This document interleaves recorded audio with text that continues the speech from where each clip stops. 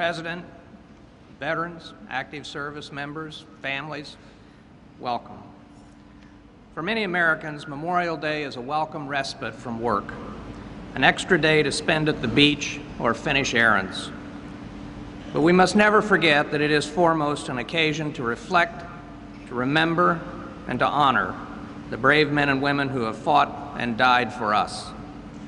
Each year, we set aside a single day to reflect on the service of our armed forces in generations past and present. A day where we must also honor the sacrifices of military family members who in recent years have borne the brunt of repeated deployments, long partings, and the fear of receiving the knock on the door with the worst of all possible news. But I urge all Americans to remember that just as each and every day the troops now serving faithfully pursue their mission to protect us, so each and every day they deserve our recognition, our respect, and our conscious gratitude. Every soldier, sailor, airman, Marine, and Coast Guardsman wearing the uniform today, enlisted or re-enlisted, knowing they would serve in time of war. As Thucydides put it, the bravest are surely those who have the clearest vision of what is before them, glory and danger alike, and yet, notwithstanding, go out to meet it. As I come to the end of my time in this post, I know this will be my final opportunity to stand and speak in this hallowed place and pay tribute to the fallen. It is up to us to be worthy of their sacrifice in the decisions we make, the priorities we set, the support we provide to troops, veterans, and their families. For the rest of my life, I will keep these brave patriots and their loved ones in my heart and in my prayers, as I know does their Commander-in-Chief, who has so steadfastly supported those bearing the brunt of the fight. I have been honored to work with President Obama for the past 2.5 years and to see the deep seriousness and thoughtfulness with which he weighs the security of the nation and the safety of the men and women who serve. Throughout, he has never shrunk from the tough decisions, the heavy burdens, and the true responsibilities of command. It is my privilege and my honor to introduce the President of the United States.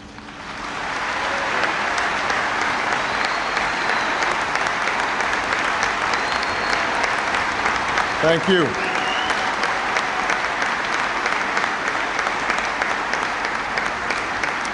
Thank you so much. Please be seated. Thank you, Secretary Gates, and thank you for your extraordinary service to our nation. I think that Bob Gates will go down as one of our finest Secretaries of Defense in our history, and it's been an honor to serve with him. I also want to say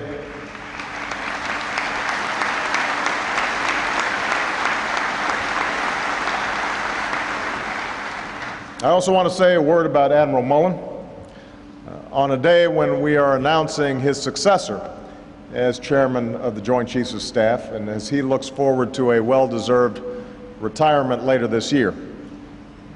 Admiral Mullen, on behalf of all Americans, we want to say thank you for your 4 decades of service to this great country.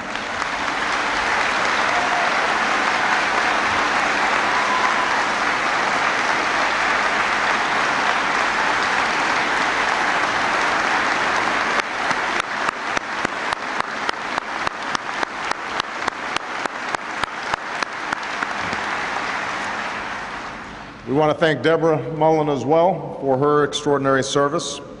To Major General Carl Horst, the Commanding General of our Military District of Washington, Mrs. Nancy Horst, Mr. Patrick Hallinan, the Superintendent of Arlington National Cemetery, as well as his lovely wife Doreen, and to Chaplain Steve Barry. Thank you for your extraordinary service.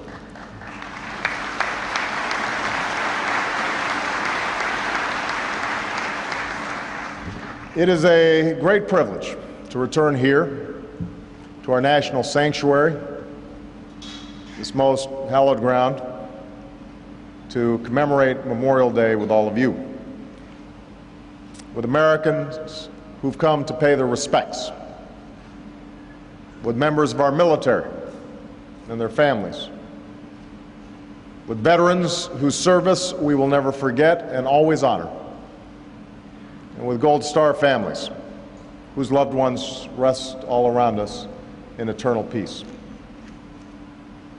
To those of you who mourn the loss of a loved one today, my heart goes out to you. I love my daughters more than anything in the world, and I cannot imagine losing them. I can't imagine losing a sister, or brother, or parent at war. The grief so many of you carry in your hearts is a grief I cannot fully know. And this day is about you and the fallen heroes that you loved. And it's a day that has meaning for all Americans, including me. It's one of my highest honors. It is my most solemn responsibility as President to serve as Commander-in-Chief of one of the finest fighting forces the world has ever known.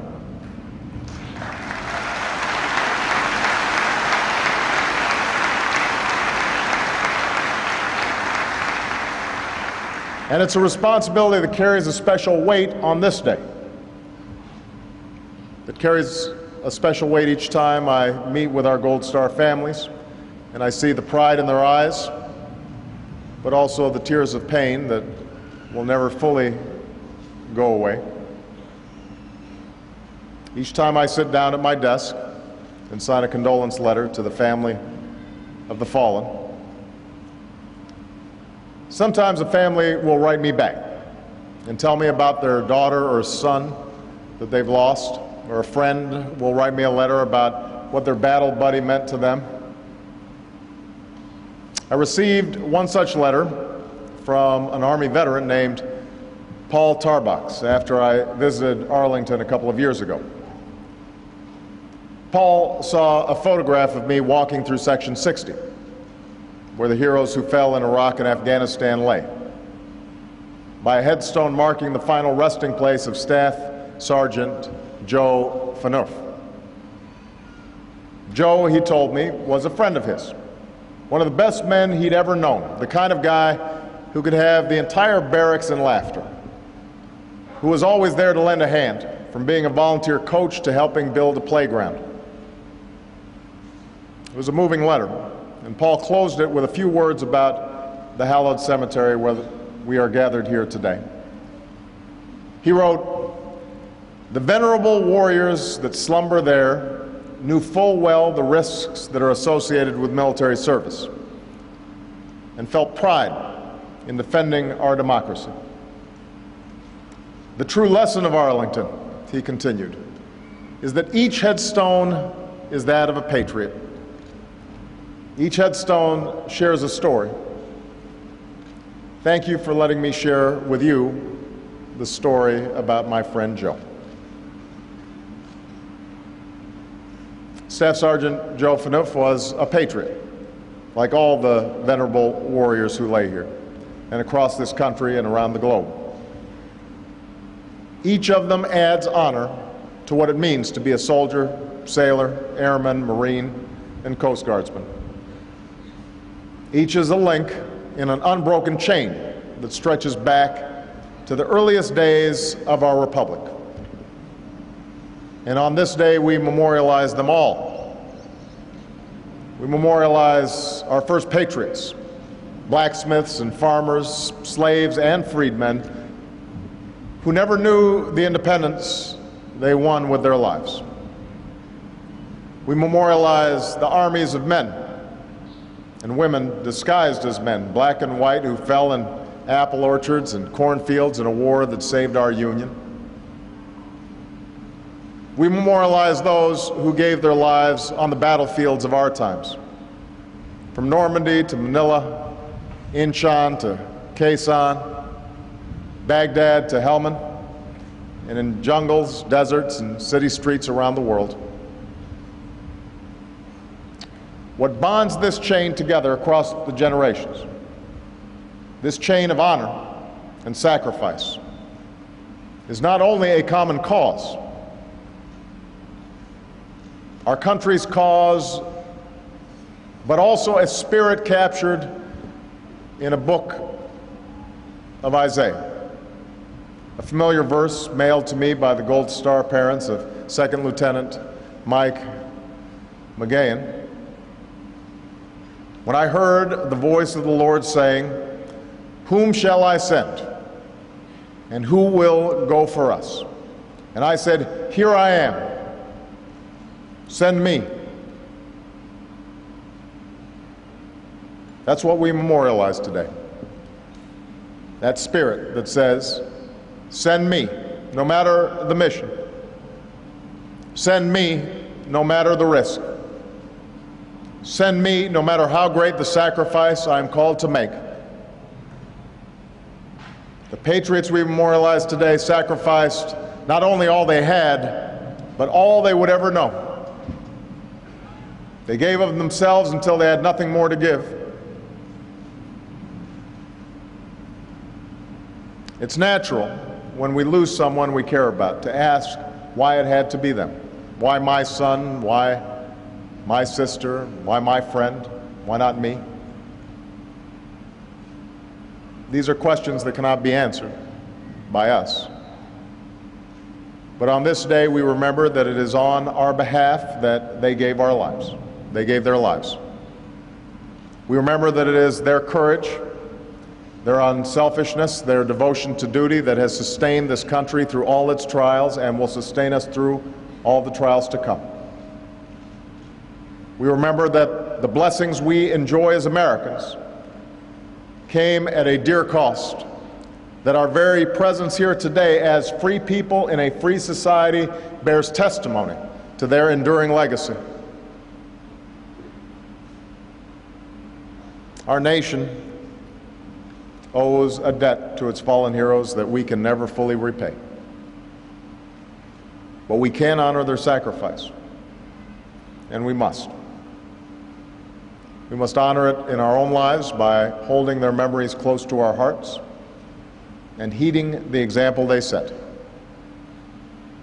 And we must honor it as a nation by keeping our sacred trust with all who wear America's uniform and the families who love them.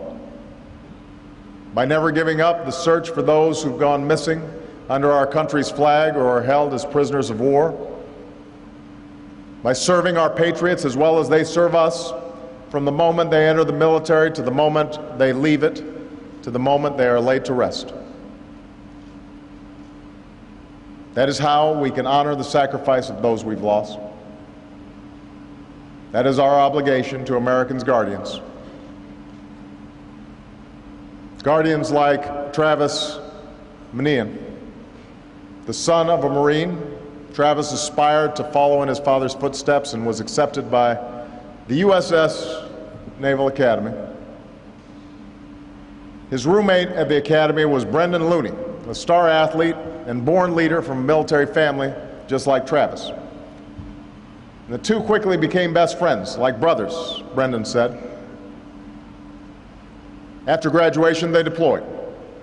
Travis to Iraq and Brendan to Korea.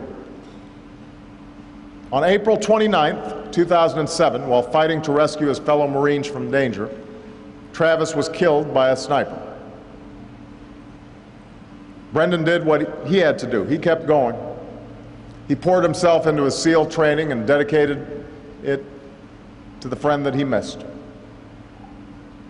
He married the woman he loved, and his tour in Korea behind him, he deployed to Afghanistan.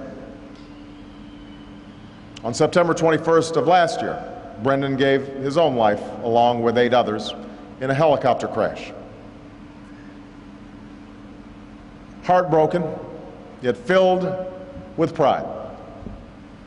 The Manions and the Loonies knew only one way to honor their son's friendship.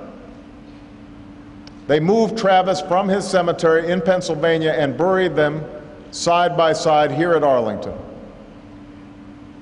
Warriors for Freedom reads the epitaph written by Travis's father. Brothers forever. The friendship between First Lieutenant Travis Minian and Lieutenant Brendan Looney reflects the meaning of Memorial Day. Brotherhood, sacrifice, love of country. And it is my fervent prayer that we may honor the memory of the fallen by living out those ideals every day of our lives, in the military and beyond.